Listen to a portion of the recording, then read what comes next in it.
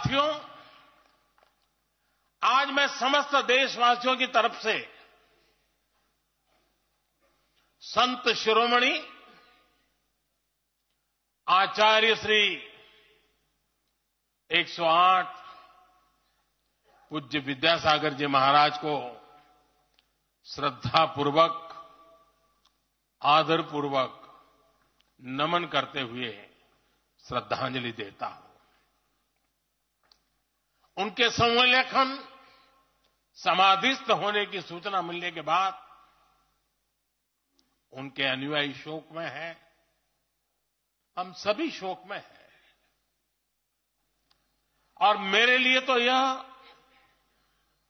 एक व्यक्तिगत क्षति जैसा है। वर्षों तक मुझे व्यक्तिगत रूप से अनेक बार उनसे मिलने का, उनके दर्शन करने का, उनके मार्गदर्शन प्राप्त करने का अवसर मिला है। कुछ ही महीने पहले ऐसा ही मन कर गया था, मेरे प्रवास कार्यक्रम को बदल करके बहुत सुबह सुबह मैं उनके पास पहुंच गया था। तब पता नहीं था कि मैं दोबारा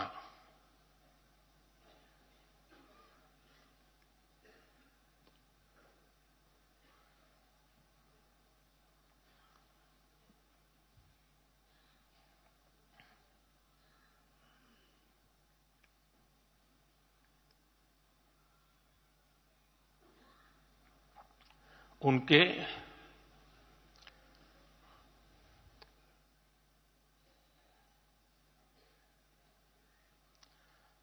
दर्शन नहीं कर पाऊंगा।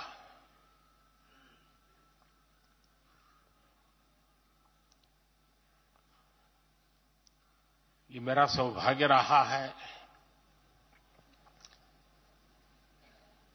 कि पिछले 50 से भी ज्यादा वर्षों से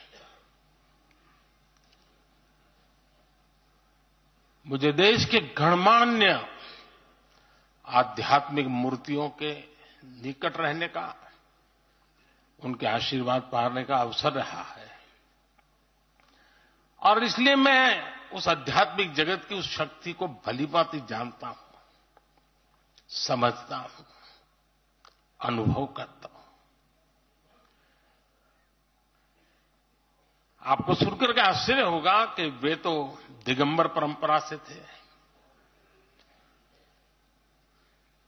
उनका जीवन कैसा होता है हम जानते हैं, लेकिन शायद ही कोई ऐसी महत्वपूर्ण घटना ऐसी नहीं होगी या मेरी तरफ से कुछ महत्वपूर्ण किसी काम में मेरा संबंध आया हो,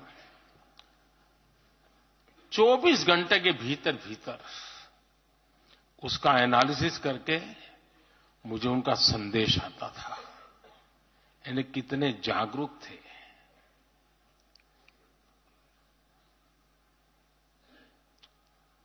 और अपनी विराट आध्यात्मिक यात्रा